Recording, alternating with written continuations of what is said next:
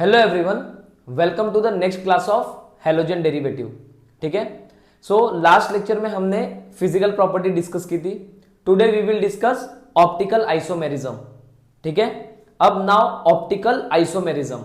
अब एक टर्म है आइसोमर। अच्छा, हमने अपने बेसिक स्टैंडर्ड्स में ऑलरेडी आइसोमर क्या होते हैं उनको सीखा है। इवन इन 10th स्टैंडर्ड और 11th स्टैंडर्ड में भी हम सीखते हुए आते हैं।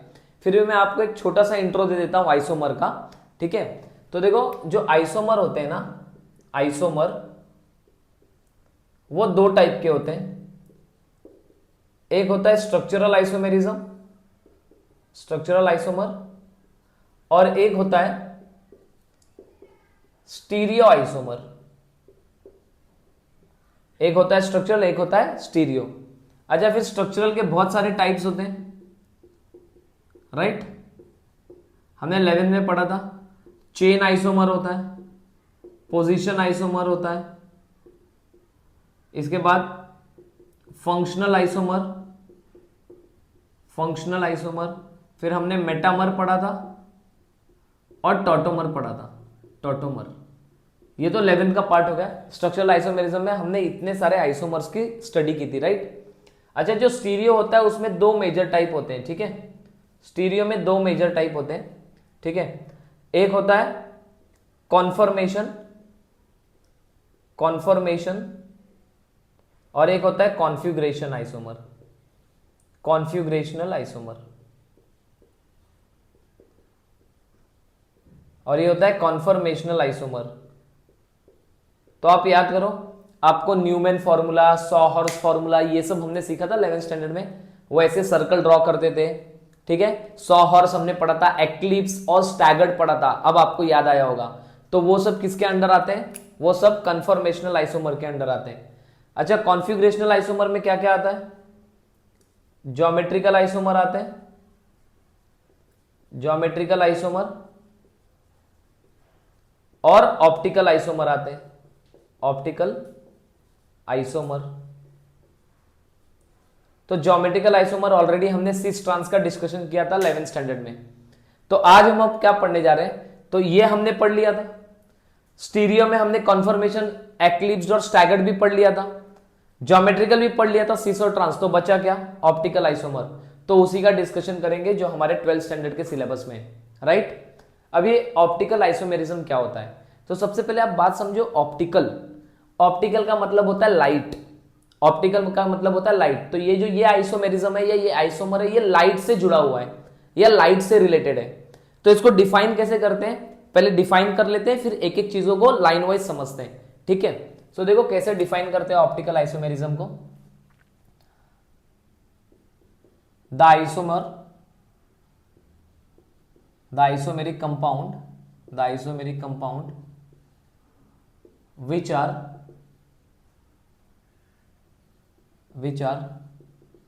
differ in their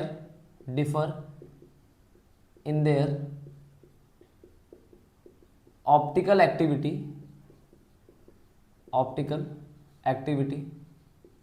are called optical isomers, and phenomenon are called optical isomerism.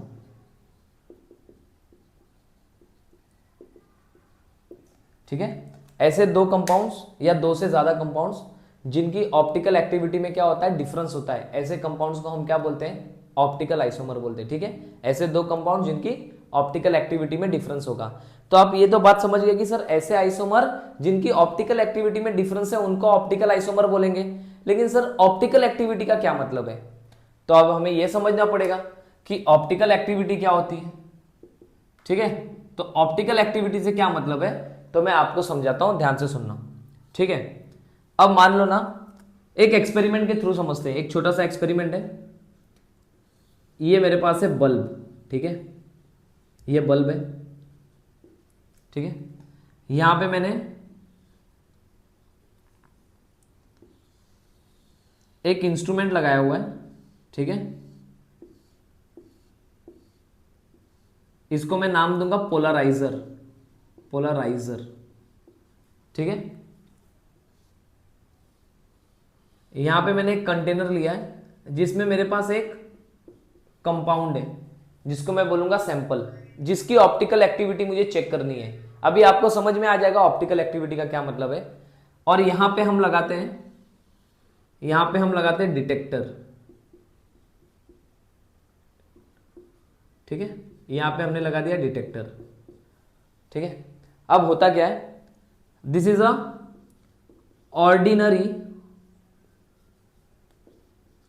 Ordinary source of light, ordinary source of light, ये ऑर्डिनरी सोर्स ऑफ लाइट है। तो अब यहां से जो लाइट निकलेगी वो लाइट कुछ ऐसी होगी।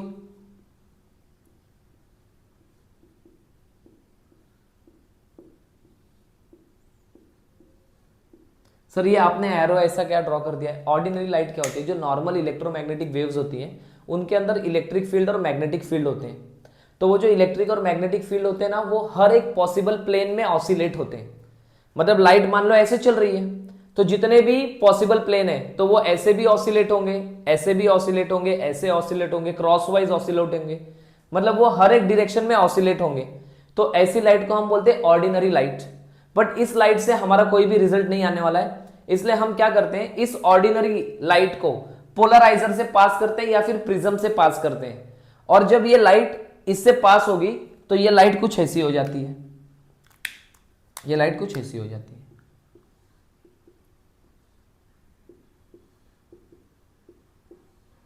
अब आपको सिर्फ एक ही टाइप का वेक्टर दिख रहा होगा। ठीक है, अब लाइट कैसे, यहां पे इलेक्ट्रिक और मैग्नेटिक फील्ड जो थे, इलेक्ट्रिक और मैग्नेटिक फील्ड जो वेक्टर थे वो हर एक डायरेक्शन में ऑसिलेट हो रहे थे। बट यहां पे ऑसिलेशन सिर्फ एक ही प्लेन में हो रहा है, यहां पे ऑल पॉसिबल प्लेन में होता है। तो ये नॉर्मल लाइट है। और जिस लाइट में ऑसिलेशन सिर्फ एक ही प्लेन में होता है, perpendicular to the direction of propagation of light, ऐसी लाइट जिसमें ऑसिलेशन सिर्फ एक प्लेन में होता है और वो जिस प्लेन में होगा वो प्लेन लाइट के मूव होने के डायरेक्शन से परपेंडिकुलर होगा। मतलब कैसे ऑसिलेशन हो रहा है आप बात समझो। लाइट यहां से ऐसे जा रही है, तो अब लाइट का डायरेक्शन ये है, तो उसका जो मतलब जो ऑसिलेशन होगा वो उसके परपेंडिकुलर होगा। लाइट ऐसे ट्रैवल कर रही है तो ऑसिलेशन ऐसे हो रहा है, अप डाउन ऑसिलेशन हो रहा है। और लाइट इधर जा रही है, लाइट जा रही है आपका, ये राइट टू लेफ्ट मूव कर रही है, राइट टू लेफ्ट लाइट जा रही है और ऑसिलेशन हो रहा है up down up down up down ऐसा। तो इसको हम, ऐसी लाइट को हम बोलते हैं plane polarized light, plane polarized light. ठीक है, तो एक डेफिनेशन आई हमारे पास, प्लेन पोलराइज्ड लाइट क्या होता है, प्लेन पोलराइज्ड लाइट। ठीक है, अच्छा मैं इसको रफ कर रहा हूं ये वाले पार्ट को, ये तो हमें पता है। ठीक है, प्लेन पोलराइज्ड लाइट क्या होती है देखो,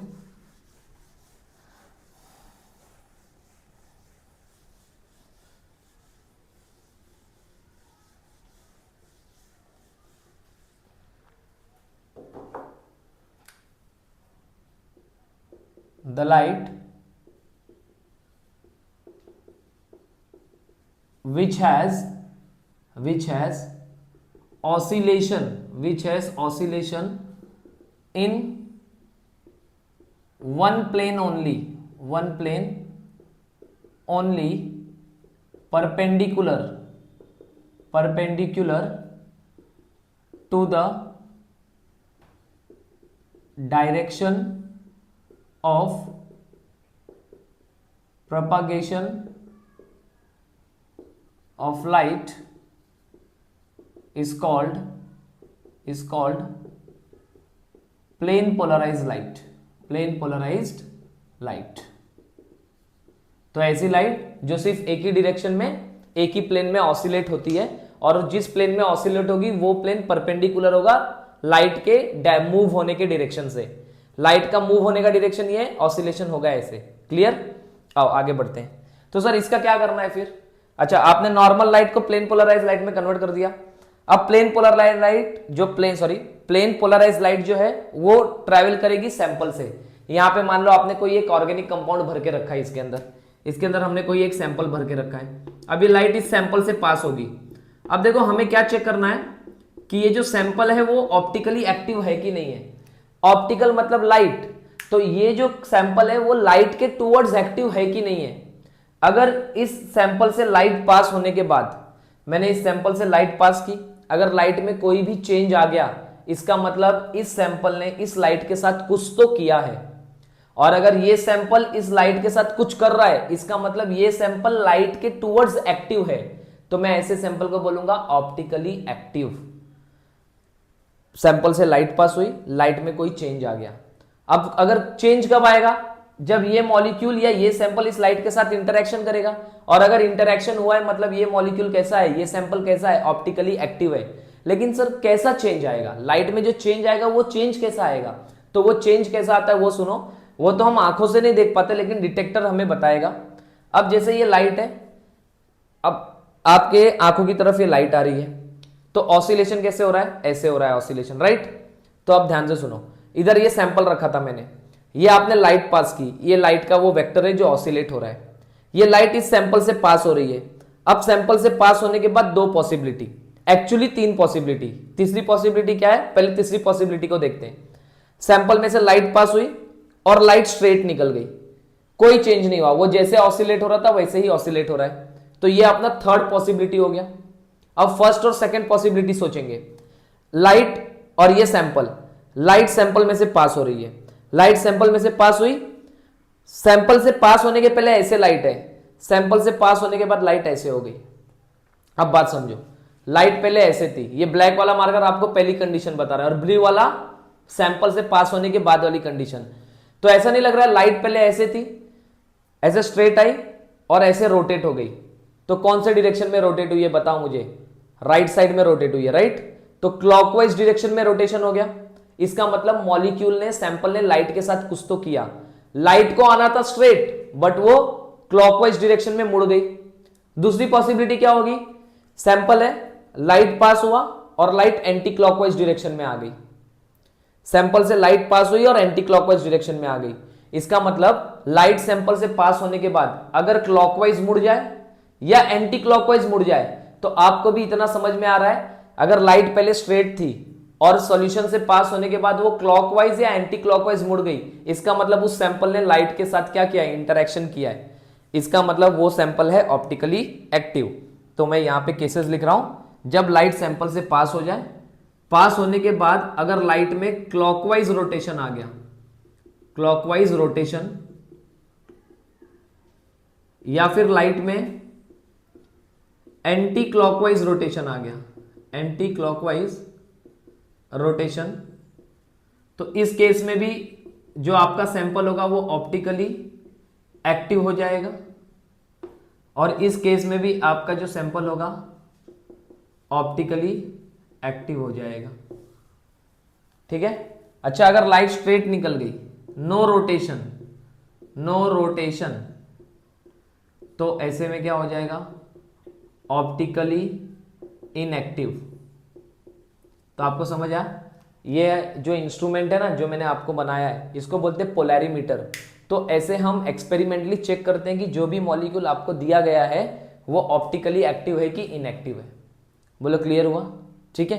हाँ, तो अब ये ठीक है, हमने ये तो पढ़ लिया कि ये ऑप्टिकली एक्टिव है और ये इनएक्टिव है, ऐसे निकालते हैं। अब दूसरी चीज, अगर आपको एग्जाम में कोई एक मॉलिक्यूल दे देंगे और बोलेंगे कि बताएं, आपको पूछेंगे कि ये ऑप्टिकली एक्टिव है कि इनएक्टिव है, तो आप क्या करोगे, आप एग्जाम में टॉर्च लेके जाओगे, पोलराइजर लेके जाओगे, फिर वो पोलराइजर रख के टॉर्च मारोगे, फिर प्लेन पोलराइज लाइट बनेगी और पेपर के मॉलिक्यूल को टच करके वो लाइट घूमेगा।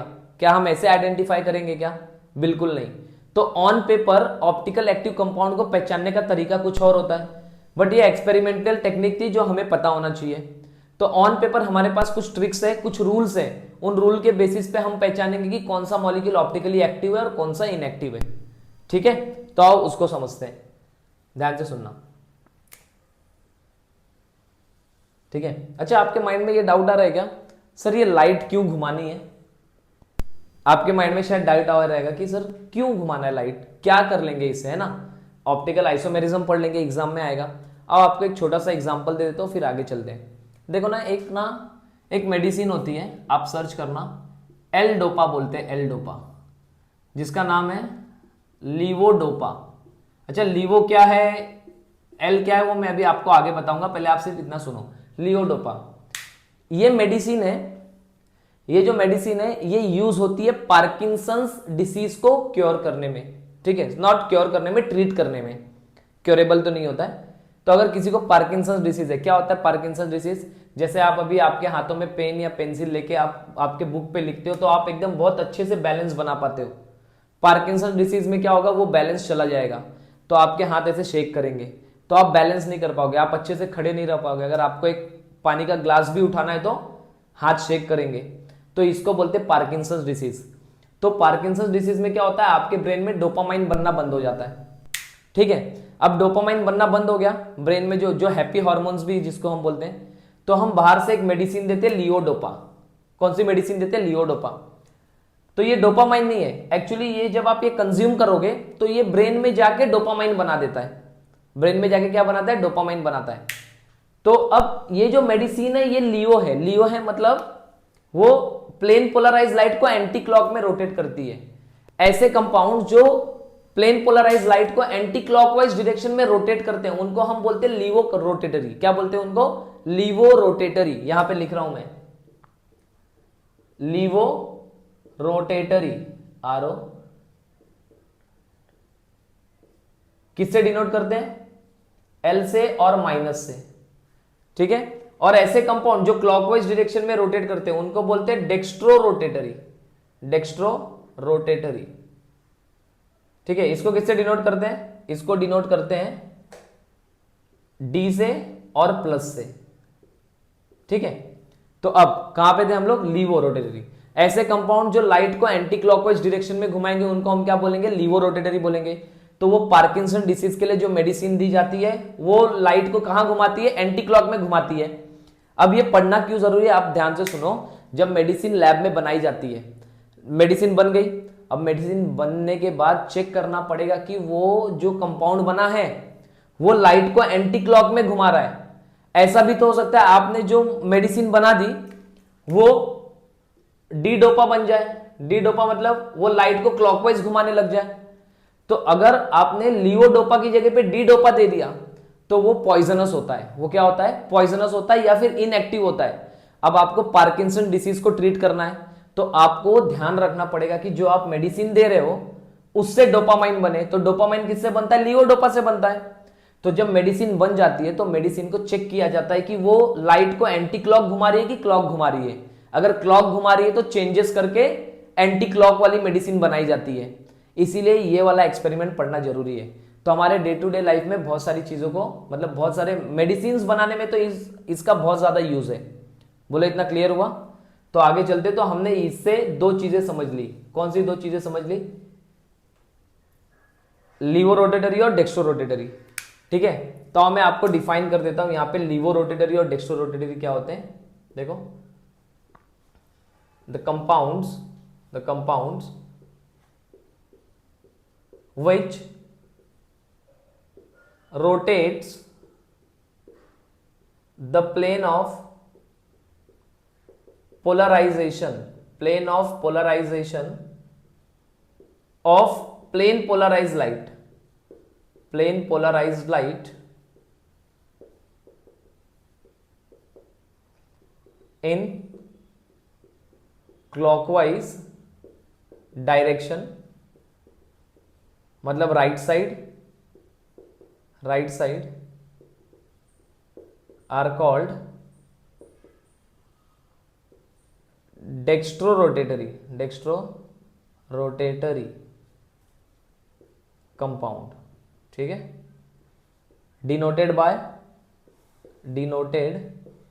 बाय डी और प्लस से दिखाते हैं, ठीक है। तो इसकी किसकी डेफिनेशन हो गई, ये हो गई डेक्स्ट्रो रोटेटरी, ये डेक्स्ट्रो रोटेटरी की डेफिनेशन हो गई। लीवो रोटेटरी की डेफिनेशन क्या होगी, the compound which rotates the plane of plane polarized light in anti clockwise, that is left side, तो उसको हम क्या बोलेंगे, लीवो रोटेटरी बोलेंगे। बोलो इतना क्लियर हुआ। डेक्स्ट्रो रोटेटरी और लीवो रोटेटरी। और ऑप्टिकल एक्टिव क्या होते हैं, the compound which can rotates the polarization of plane polarized light. ऐसे कंपाउंड जो प्लेन पोलराइज्ड लाइट में क्या करते हैं, रोटेशन लेके आते हैं, उनको हम क्या बोलते हैं, ऑप्टिकली एक्टिव कंपाउंड्स बोलते हैं। ठीक है, ये छाप लो, फिर मैं बाकी की डेफिनेशंस आपको देता हूं।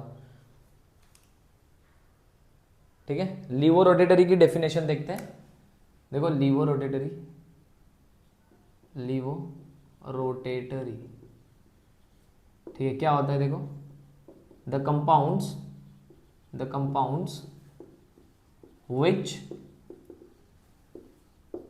rotates the plane of polarization of plane polarized light are called levorotatory, ठीक है, डिनोटेड बाय स्मॉल एल और निगेटिव। ठीक है, ठीक है, हाँ सॉरी एक मिनट, प्लेन डेफिनेशन रॉन्ग लिख दी मैंने, एक मिनट।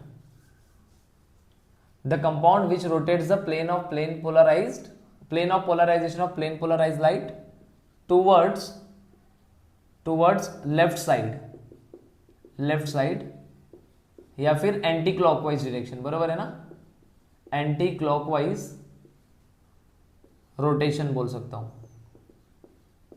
ठीक है, आर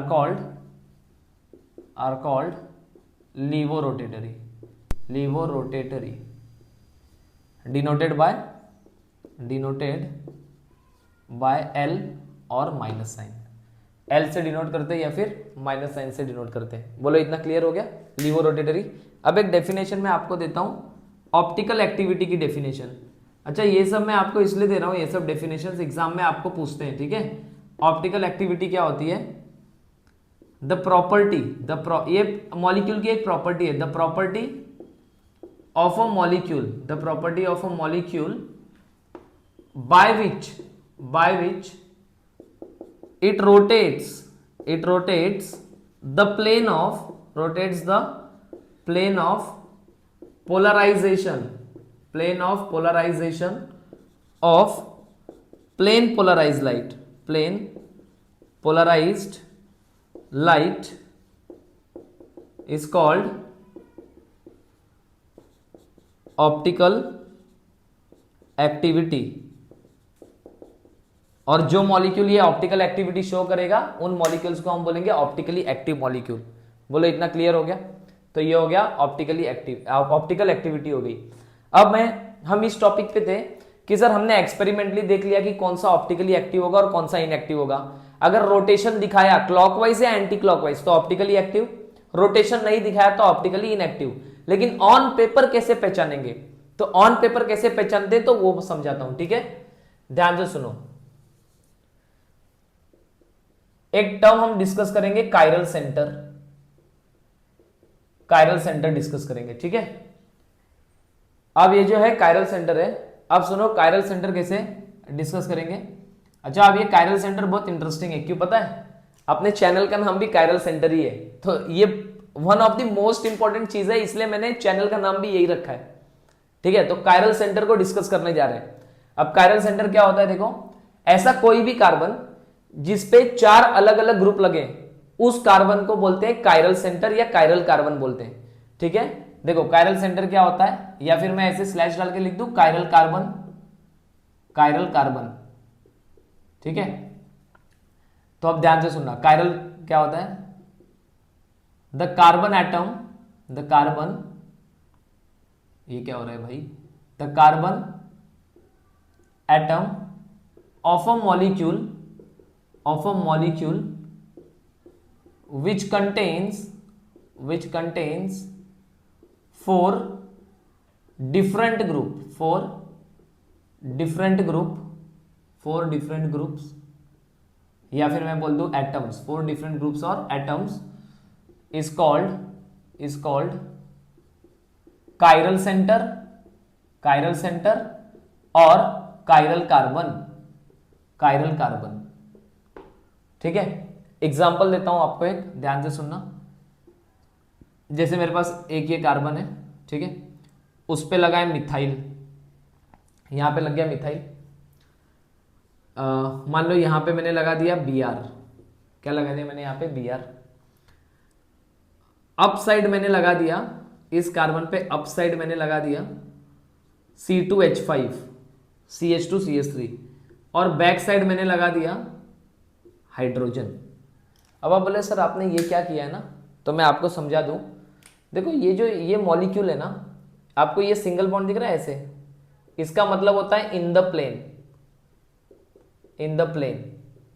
मतलब ये CH3, ये कार्बन और ये Br, ये बोर्ड पे चिपके हुए हैं, आप ऐसे समझो। ये कहां पे चिपके, बोर्ड पे चिपके, मतलब प्लेन पे हैं। ये जो मैंने ये वेज, इसको बोलते हैं वेज, ठीक है, ये वेज बॉन्ड है, ठीक है। ये वेज का मतलब होता है above the plane, above the plane, मतलब ये बोर्ड से बाहर निकला हुआ है। और ये जो डैश है ना, डैश, दूर वाले डैश होते हैं, दूर है ये, इसका मतलब है बिलो द प्लेन, मतलब वो बोर्ड के पीछे गया है, बिलो द प्लेन, ठीक है। अब आप इस सेंटर वाले कार्बन को देखो, मैं उसको एस्ट्रिक से डिनोट कर रहा हूं। उसके पास 4 अलग अलग ग्रुप है, और उसके पास अगर 4 अलग अलग ग्रुप है, तो इसका मतलब वो वाला कार्बन कैसा होगा, कायरल सेंटर होगा। कैसा होगा वो, कायरल सेंटर होगा या कायरल कार्बन होगा। तो ये प्लेन में CH3 CBr बोर्ड पे चिपके हैं, C2H5 ऐसे बाहर निकला है आपकी तरफ, और वो जो H है वो पीछे गया है, बोर्ड के पीछे गया है। समझ आ रहा है? देखो ऐसा मॉलिक्यूल है, ये मैं आपको दिखाता हूं। ये मॉलिक्यूल है ऐसा, ये ऐसा मॉलिक्यूल है, दिख रहा होगा आपको शायद। देखो मैं ना बोर्ड है ना ऐसे पास कर रहा हूं, बोर्ड है ना ऐसे बीच में से पास कर रहा हूं, ध्यान से सुनना, ठीक है। तो अच्छा चलो मैं निकाल के आपको समझाता हूं। ये ऐसा, ये बोर्ड पे देखो, मैंने ये मिथाइल और Br को बाहर निकाल दिया, कार्बन HHCH3, ठीक है, Br कार्बन CH3, ये बोर्ड पे थे। अब बोर्ड से मैंने इनको बाहर निकाला, ध्यान से सुनो। अब बोर्ड से बाहर क्या आया था, C2H5। तो देखो ये C2H5 है, मैं समझाता हूं आपको। ये देखो ये कार्बन ब्लैक वाला एक कार्बन, 2 हाइड्रोजन CH2, और उस पे एक लगा है कार्बन HH CH2CH3, तो इसको मैं बोलूंगा C2H5, ठीक है। ये हो गया C2H5। अब पीछे, पीछे क्या लगा है, पीछे साइड लगा रहा हूं, पीछे साइड ये आपका हाइड्रोजन, तो ये ऐसा। तो बोर्ड पे क्या क्या प्रेजेंट है, CH3 C और Br बोर्ड पे प्रेजेंट है। बोर्ड क्या होगा, देखो ये आपको बोर्ड से बाहर दिख रहा है, और ये आपको पीछे साइड दिख रहा है, पीछे है ना, ये पीछे साइड है, तो इसको टेट्राहेड्रल शेप भी बोला जाता है। क्लियर हुआ? अब ये बीच वाला जो कार्बन है उसके पास 4 अलग अलग ग्रुप है कि नहीं है, तो ये जो बीच वाला कार्बन है इसको मैं बोलूंगा कायरल सेंटर। ऐसा कोई भी कार्बन जिसके पास 4 अलग ग्रुप हो, 2 अगर सेम हो गए ना तो वो कायरल नहीं रहेगा। तो अगर कोई भी कार्बन हो जिसके पास 4 अलग अलग ग्रुप हो, जिसके पास 4 अलग अलग ग्रुप हो, उसको हम क्या बोलते हैं, कायरल सेंटर बोलते हैं। और अब मैं नीचे एक पॉइंट लिखने जा रहा हूं, द मॉलिक्यूल which contain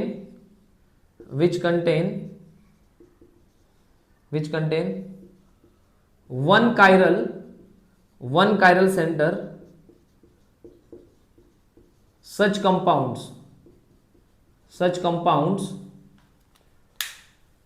ये रफ कर रहा हूं डेक्स्ट्रोरोटेटरी को, भगाओ इसको, ध्यान से सुनना, इधर इधर, ठीक है, सब लोग बोर्ड पे देखेंगे। Such compounds cannot superimpose on its own mirror image are called chiral molecule, and these are optically active, therefore show optical isomerism. मतलब उनमें क्या मिलेगा, उनमें ऑप्टिकल आइसोमेरिज्म मिलेगा, ठीक है। ध्यान से सुनना, ऐसा मॉलिक्यूल जिसके अंदर एक कायरल सेंटर हो, ऐसा मॉलिक्यूल जिसके अंदर एक कायरल सेंटर हो, वो अपनी मिरर इमेज को सुपर इंपोज नहीं करता। ऐसे मॉलिक्यूल को कायरल मॉलिक्यूल बोलते हैं, और chiral molecule always optically active होते हैं, और जो ऑप्टिकली एक्टिव होगा वही तो ऑप्टिकल आइसोमर शो करेगा। अभी मैं आपको समझा दूंगा ऑप्टिकल आइसोमर कैसे निकालते हैं। बट ऐसा मॉलिक्यूल जिसके अंदर एक कायरल सेंटर हो, ऐसा मॉलिक्यूल जिसके अंदर एक कायरल सेंटर होगा, वो अपनी मिरर इमेज पे सुपर इंपोज नहीं होगा, और अगर वो सुपर इंपोज नहीं होगा तो वो कायरल मॉलिक्यूल होगा, और अगर कायरल मॉलिक्यूल होगा तो वो ऑप्टिकली एक्टिव होगा, ऑप्टिकली एक्टिव होगा तो ऑप्टिकल आइसोमर दिखाएगा। ठीक है, ये मैंने बोल दिया लेकिन आपको कुछ समझा नहीं, मुझे पता है सर ये क्या मतलब है सुपर इंपोज, ये क्या है ना, वो पता तो मुझे भी नहीं, पढ़ा नहीं है, पढ़ के बताता हूं आपको, सुनो ध्यान से। क्या लिखा है यहाँ पे, सुपर इंपोज होना, पहले आप समझो मिरर इमेज और सुपर इंपोज होना। ठीक है, अब देखो ये मेरा हाथ है, ठीक है, हाँ मेरा ही हाथ है, आपका तो नहीं है, ये मेरा हाथ है। अब मैंने यहाँ पे मिरर रखा, यहाँ पे, ठीक है, ये थंब के यहाँ पे मिरर रखा, तो इसकी मिरर इमेज बनेगी, डिचके बन गई मिरर इमेज। समझ आ रहा है क्या? अरे खुद कब देखा है, कभी मिलने जा रहे होगे किसी से, मतलब दोस्तों से, तो बाल वाल बनाते तो मिरर इमेज बनती है ना, आपकी भी मिरर में देखते हो। ठीक है, देखो मैंने अभी लेक्चर के पहले बनाया बाल जैसे, तो फिर ये क्या हुआ, ये मेरा हाथ है, यहां पे मैंने मिरर रखा, ये मिरर इमेज बन गई। अब मैं मुझे बताओ, ये मेरा ओरिजिनल हाथ और ये मिरर इमेज, या फिर ये ओरिजिनल हाथ या ये मिरर इमेज, कोई भी आप एक को इमेज पकड़ो, बीच में मिरर है तो एक इमेज है। अब मैं इमेज को ओरिजिनल हाथ पे रखने जा रहा हूं, ये इमेज है, ये वाली इमेज है मेरी, ठीक है, ये इमेज है। अब इमेज को मैं ओरिजिनल हाथ पे रखने जा रहा हूं, ये मैंने ऐसे रख दिया। ठीक है, तो आप देखोगे मेरे थंब एक दूसरे को ढक नहीं पाए, और अलग अलग फिंगर के पास जा रही है, मतलब मेरे इस वाले हाथ ने इस वाले हाथ को फुल्ली कवर किया क्या, नहीं किया। ध्यान से सुनना। अब क्या है ना, अपने बच्चे आइंस्टाइन होते हैं, क्या करते हैं पता है, ये ऐसे मिरर इमेज लेते हैं और ऐसे रख देते हैं। अरे भाई ऐसे रखना है, पलटी मार के थोड़ी ना रखना है।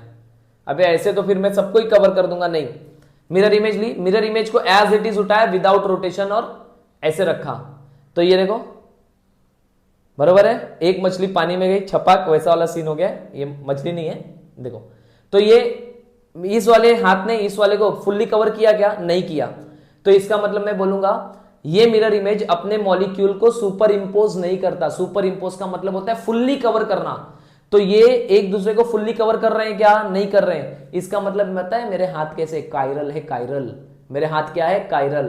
तो ये जो कायरल वर्ड है, कायरल वर्ड का मतलब होता है हैंड, ग्रीक वर्ड में इसका मतलब होता है हैंड, कायरलिटी मतलब होता है हैंडेडनेस।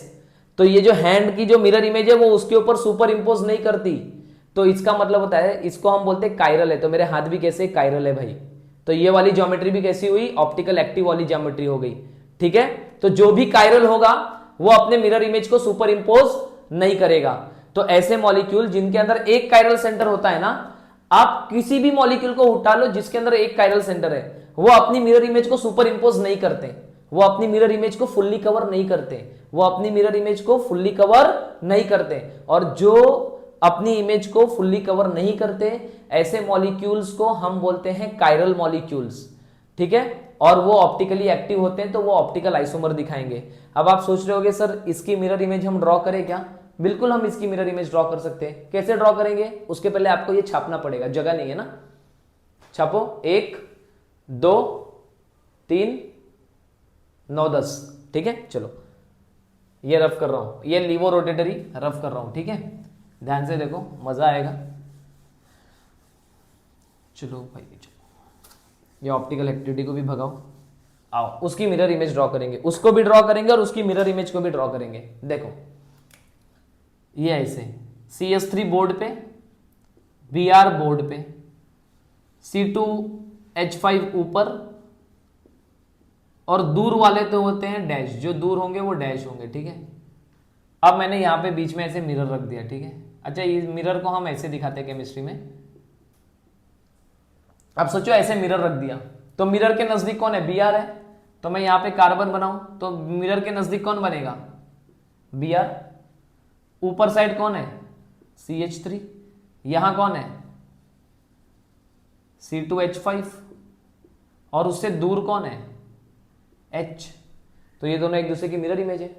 अब मुझे चेक करना है, देखो पहली बात, इन दोनों में एक कायरल सेंटर है, तो मैंने आपको क्या बोल दिया था, जो अगर एक कायरल सेंटर होगा तो वो अपनी मिरर इमेज को सुपर इंपोज करेगा ही नहीं। तो आओ देखो, अभी एक मैजिक दिखाता हूं आपको। ठीक है, ध्यान से सुनना, आंखें बंद करो 2 मिनट। ठीक है, 1 2 3, ये देखो, दिखा। अब आप ये देखो, ये ना ये वाला मॉलिक्यूल है। ठीक है, ब्राउन वाला Br ऊपर CH3, नहीं ऐसे नहीं, ये क्या हो गया, गड़बड़ हो गया भाई, नहीं नहीं गड़बड़ कुछ नहीं हुआ, ये वाला मॉलिक्यूल है, ठीक है, ध्यान से सुनना, इसको इधर रखता हूँ थोड़ा, यहाँ ध्यान से, गिरना नहीं भाई, इधर कंधे पे रखता हूँ, ठीक है। हाँ सुनो, ये वाला ये मॉलिक्यूल है, ये Br है, Br ऊपर CH3, अप साइड C2H5 है और पीछे H है, तो ये वाला मॉलिक्यूल है। दूसरा मॉलिक्यूल, इसकी मिरर इमेज, अच्छा ये मॉलिक्यूल खुद को मिरर में देखेगा, और खुद को मिरर में देखेगा तो कैसा दिखेगा, ऐसा। दिख गया क्या भाई आपको, दिखा, ये देखो ये दोनों सेम मॉलिक्यूल बरोबर है, ये आओ इसको थोड़ा घुमाते, ये घुमा दिया, ये दोनों एक दूसरे की मिरर इमेज है। अब देखना है कि ये दोनों एक दूसरे को सुपर इंपोज करते कि नहीं करते।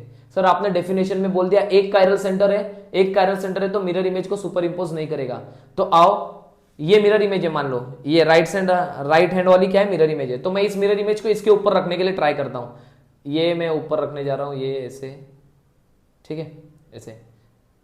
अब मैं इसको ऐसे ऊपर रख रहा हूं, तो मुझे एक बात बताओ, ठीक है, अगर आप यहां पे ध्यान से देखो तो मिथाइल ने मिथाइल को कवर कर लिया, इथाइल ने इथाइल को कवर कर लिया, लेकिन ये सफेद वाला क्या था भाई, सफेद वाला हाइड्रोजन है, ब्राउन वाला Br है, सफेद वाला हाइड्रोजन, ब्राउन वाला Br, क्या ये दोनों ने एक दूसरे को फुल्ली कवर किया क्या, नहीं, तो इसका मतलब ये दोनों मिरर इमेज एक दूसरे को सुपर इंपोज नहीं करते।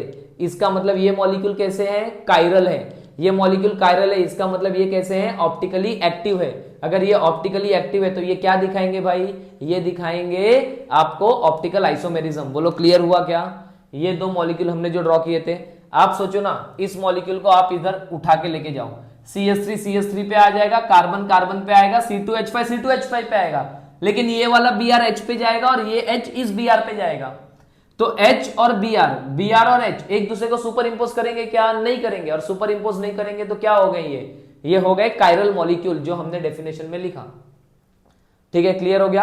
अब आओ ऑप्टिकल आइसोमर, देखो यहीं पे हम 2-3 कंसेप्ट सीख लेंगे।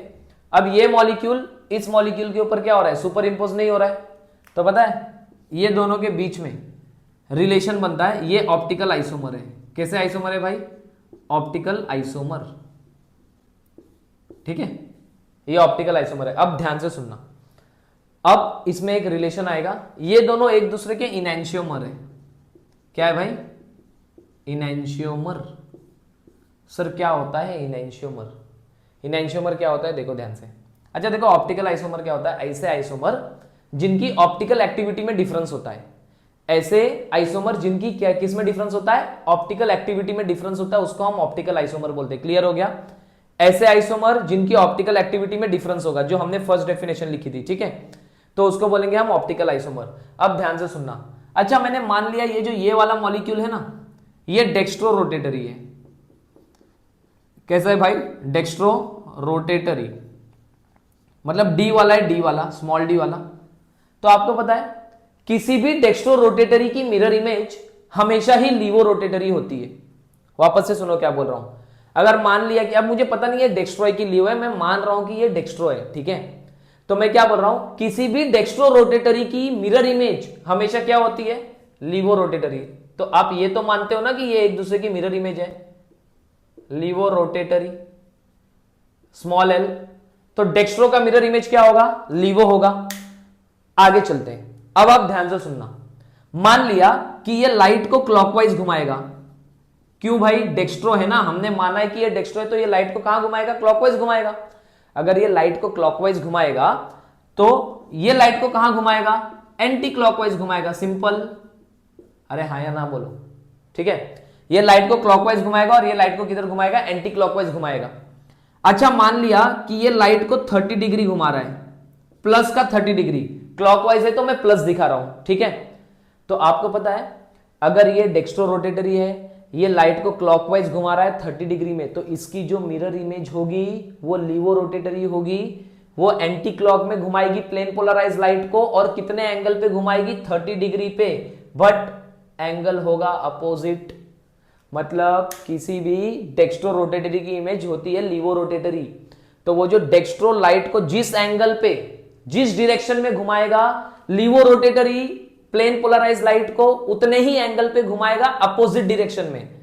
मतलब ये 30 डिग्री का क्लॉकवाइज घुमा रहा है तो इसकी mirror image plane polarize light को 30 डिग्री पे ही घुमाएगी लेकिन एंटी क्लॉक में घुमाएगी।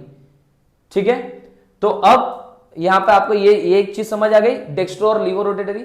और डेक्स्ट्रो और लीवो क्या होते हैं? ऑप्टिकल आइसोमर होते हैं। कौन से ऑप्टिकल आइसोमर होते हैं? इनैंशियोमर।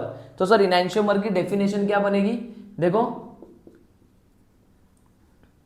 The compounds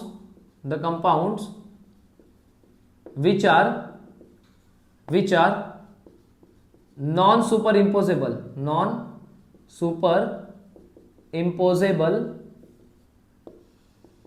mirror images of each other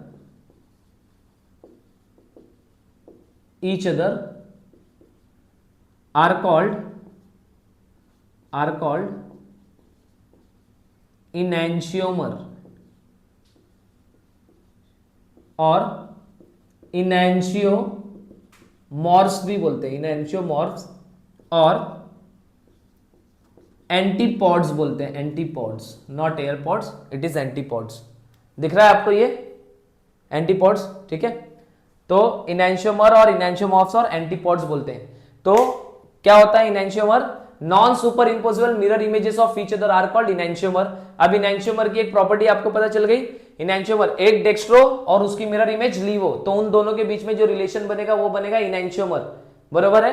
अब डेक्स्ट्रो क्या करता है? अगर क्लॉकवाइज घुमा रहा है 30 डिग्री पे तो उसकी जो मिरर इमेज होगी वो लीवो होगी, तो वो भी लाइट को कहां घुमाएगा? 30 डिग्री पे घुमाएगा, बट कौन सी डायरेक्शन में? एंटी क्लॉकवाइज डायरेक्शन में।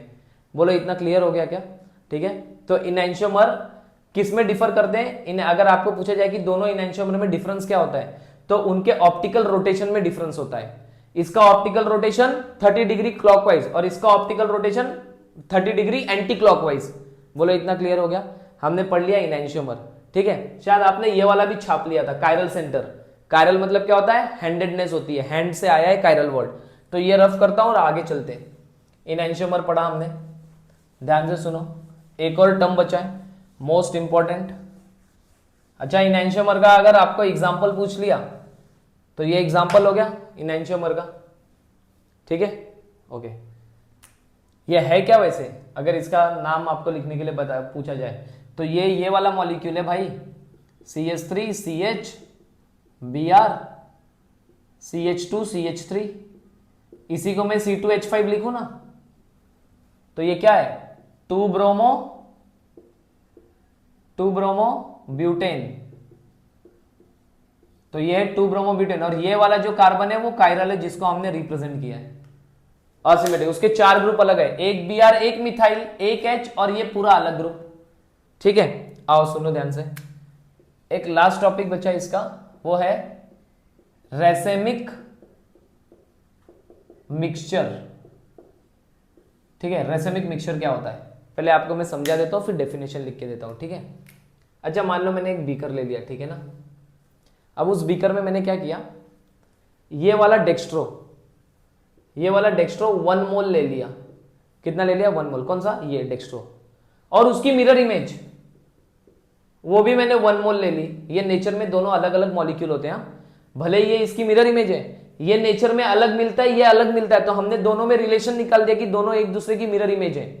ठीक है, तो ये D और L, ये वाला 1 मोल ले लिया और ये वाला 1 मोल ले लिया। ठीक है, इसमें मैंने फिल करके रख दिया ऐसे।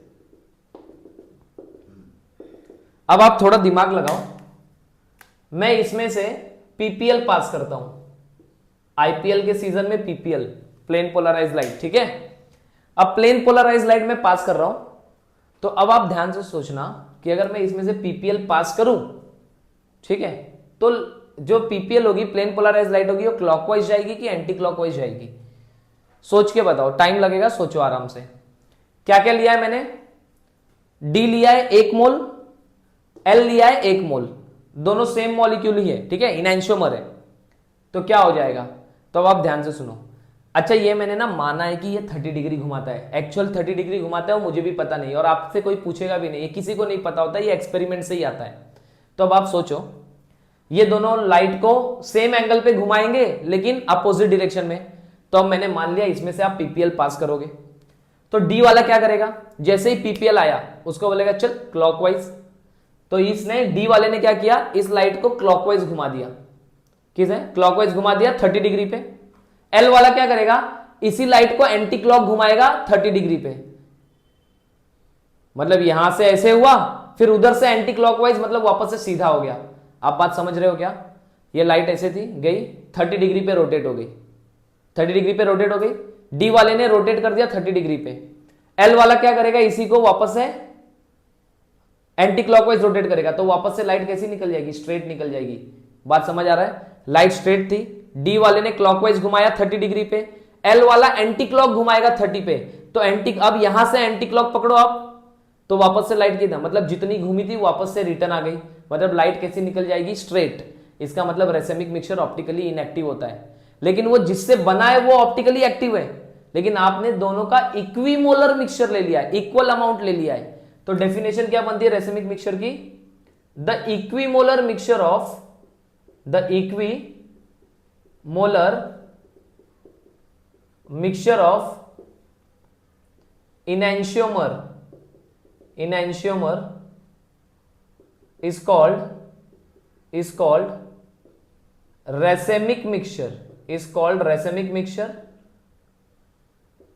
racemic mixture. It is optically inactive, it is optically inactive due to external compensation, external compensation। ये एक्सटर्नल कंपनसेशन क्या है, डी वाले ने क्लॉकवाइज घुमाया और एक्सटर्नली एल वाले ने उसको वापस से एंटी क्लॉक घुमा दिया, तो इसको बोलते हैं एक्सटर्नल कंपनसेशन, एक्सटर्नली एक दूसरे को कैंसल आउट कर रहे हैं। तो ये हो गया रेसेमिक मिक्सचर, ये हो गया इनएंशियोमर। ठीक है, ये आपको समझ में आया, ये छाप लो। मैं आपको कुछ एग्जांपल करवा देता हूं कायरल सेंटर आइडेंटिफाई करने के, फिर हम लेक्चर एंड करेंगे। ठीक है, ये छाप लो। ठीक है, देखो ये कुछ एग्जांपल मैंने लिखे हैं 5, इनमें हम आइडेंटिफाई करेंगे कि किसमें कायरल सेंटर है, मतलब ये कौन सा ऑप्टिकली एक्टिव है। ठीक है, आओ ध्यान से सुनते हैं। अच्छा, ये जो रेसेमिक मिक्सचर था इसको पता है, it is denoted by DL और प्लस माइनस।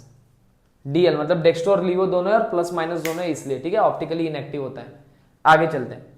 अब ये कुछ एग्जांपल है, इसमें आपको आइडेंटिफाई करना है, देखना है इसमें कितने कायरल सेंटर है, पहले आपको ये आइडेंटिफाई करना है। ठीक है, तो आओ देखो 1 ब्रोमोब्यूटेन। तो ब्यूटेन क्या होता है, 4 कार्बन होंगे, ये हो गया, और 1 पे मैंने लगा दिया Br।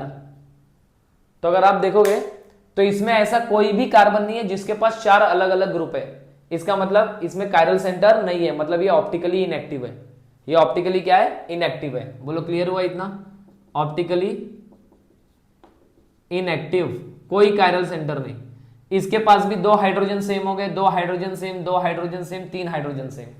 अगर 2 सेम ग्रुप आ गए तो कायरल सेंटर नहीं होगा, चारों ग्रुप अलग अलग होने चाहिए। तो पहला तो ऑप्टिकली इनएक्टिव है। दूसरा देखते हैं 1,1 डाइब्रोमोब्यूटेन। तो 1,1 डाइब्रोमोब्यूटेन अगर हम देखेंगे तो ब्यूटेन है और फर्स्ट पोजीशन पे ही 2 ब्रोमीन है, एक ब्रोमीन इधर लगा दिया, एक ब्रोमीन इधर, CH, CH2, CH2, CH3। अच्छा, ये तो कायरल नहीं है, ये भी नहीं है, ये भी नहीं है। अच्छा, इस पे एक H, एक पूरा ग्रुप, 2 अलग हो गए लेकिन 2 सेम हो गए, 2 Br सेम आ गए, इसका मतलब ये भी कायरल सेंटर नहीं है, इसका मतलब ये भी ऑप्टिकली इनएक्टिव हो गया। Next 2,3 dibromobutane. 2,3 डाइब्रोमोब्यूटेन, तो ब्यूटेन में आएगा CH3, CH, Br, CH, Br, CH3। ठीक है, अब ये रहे 2,3 डाइब्रोमोब्यूटेन है। अब मुझे एक बात बताओ, इसमें कितने कायरल सेंटर है हमें ढूंढना पड़ेगा। अब कितने कायरल सेंटर है ढूंढो इसमें। देखो ये C है, इसमें एक H लगा है, एक ये पूरा ग्रुप लगा है और एक CH3 लगा है। तो इसमें एक ये ग्रुप, एक H, एक Br और एक ये पूरा ग्रुप, मतलब इसके पास 4 अलग अलग ग्रुप है, तो इसमें एक कायरल सेंटर है। ये वाले कार्बन को भी देखो, इधर CH3 लगा है पूरा अलग ग्रुप, इधर Br लगा है दूसरा अलग ग्रुप, इधर ये पूरा ग्रुप अलग है और H अलग है, मतलब ये भी कायरल सेंटर है। तो इसके अंदर कितने कायरल सेंटर है? 2 कायरल सेंटर। कितने कायरल सेंटर? 2 कायरल सेंटर, मतलब ये ऑप्टिकली एक्टिव होगा। ठीक है, आओ 2 ब्रोमोब्यूटेन। 2 ब्रोमोब्यूटेन क्या होता है? CH3 CH Br CH2 CH3। ठीक है, अब आप मुझे एक बात बताओ, ये वाले कार्बन एक, ये पूरा अलग ग्रुप, ये पूरा अलग ग्रुप, हाइड्रोजन अलग, Br अलग, तो इसमें भी कायरल सेंटर है, मतलब ये भी ऑप्टिकली एक्टिव होगा। बोलो इतना क्लियर हुआ? ये 2 ब्रोमो 2 क्लोरोब्यूटेन, CH3 2 पे ब्रोमो है, 2 पे क्लोरो है और ब्यूटेन है। 2 ब्रोमो 2 क्लोरोब्यूटेन, ये अलग ग्रुप, ये अलग ग्रुप, ये अलग, ये अलग, तो ये वाला भी कायरल सेंटर। तो इसमें 2 कायरल सेंटर, इसमें एक, इसमें एक, इनमें कोई भी कायरल सेंटर नहीं। बोलो अगर एग्जाम में ऐसे आगे आइडेंटिफाई करने तो कर लोगे क्या? ठीक है, easy. I hope you guys understand. ठीक है, मैंने आज क्या पढ़ाया, तो मिलते हैं नेक्स्ट लेक्चर में। ठीक है, चलो बाय बाय। तब तक के लिए सतर्क रहो, सावधान रहो, देखते रहो कायरल सेंटर। Bye bye.